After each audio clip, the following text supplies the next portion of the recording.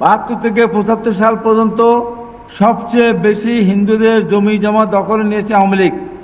হিন্দু মেয়েদের জোর করে বিয়ে করেছে যুবলীগ ছাত্রলীগ। বাংলাদেশে 99% হিন্দু মেয়েদের যদি বিয়ে করে থাকে তারা ছাত্রলীগ আওয়ামী লীগ, বিএনপি বা জামাত বা অন্য কেউ কোনো হিন্দু মেয়েকে বিয়ে করেনি। এবং বাংলাদেশে হিন্দুদের যত সম্পত্তি ছিল আপনি বাংলাদেশে এসে যাচাই করতে পারেন, 95% হিন্দুদের সম্পত্তি আওয়ামী লীগরা হয় কিনে নিয়েছে, না জোর করে তাড়িয়ে দিয়েছে, অথবা অল্প দামে বিক্রি করতে বাধ্য করেছে।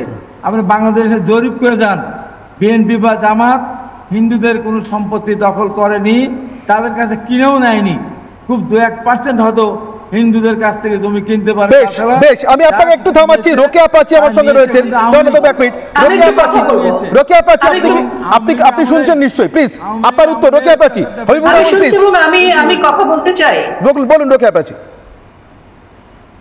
আমি বলতে চাই, আমি একদম ছোট করে বলতে চাই যে 5ই আগস্ট থেকে শুরু করে আজকে পর্যন্ত বাংলাদেশের সনাতনীদের উপর এবং আওয়ামী লীগের নেতাকর্মীদের উপর সমান পরিমাণ নির্যাতন হয়েছে।